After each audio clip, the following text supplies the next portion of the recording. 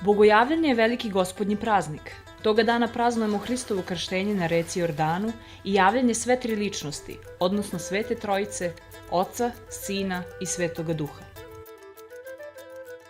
Sin Božji, Hristos, silazi na reku Jordan da se krsti od ruke Svetog Jovana Krstitelja i u tom momentu se čuje glas Boga Oca koji sa neba govori: ovo je Sin moj ljubljeni koji je po mojoj volji, i Duh Sveti koji silazi u vidu goluba na Hrista i na onu vodu jordansku. To jeste u stvari praznovanje samog praznika i sećanje i proživljavanje svih tih događaja vezanih za Hristovu ličnost.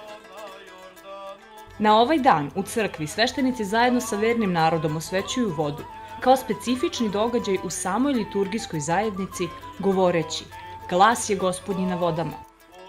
Time se priziva isti onaj Duh Sveti koji je sišao na reku Jordansku da osveti vodu kako bi je verni upražnjavali na korist, na uvođenje u večan život. Ta voda jeste ona voda kojom je i osvećen Jordan, ta voda jeste ona voda koja se spominje prilikom stvaranja sveta u prvom danu kada se kaže da je Duh Božji lebdeo, koji se dizao nad onom vodom koja je stvorena. Znači, toga dana u stvari voda ima jednu sasvim drugačiju dimenziju, jedan sasvim drugačiji oblik i zbog toga je bitno da se i mi sa tom vodom sjedinjujemo jer se na taj način sjedinjujemo i sa samim Hristom.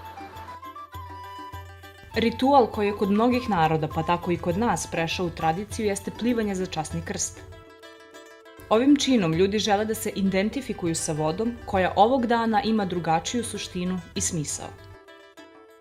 Neko će morati stići prvi, ali je bitno sama ta suština sjedinjenja sa vodom, isto tako kao što i pijemo, tako i voda isto prilikom krštenja, ne samo Hristovog koje je bilo na reci Jordanu, nego i nas svi koji se krštavamo ima simboliku spiranja greha i umiranja starog čoveka, a rađanje novog člana crkve i novog člana spremnog za Hrista. Tradicionalno čestitanje bogojavljanja je nešto što se polako vraća, a ono glasi: Bog se javi, vaistinu se javi. Nataša Ivančev, Prva televizija.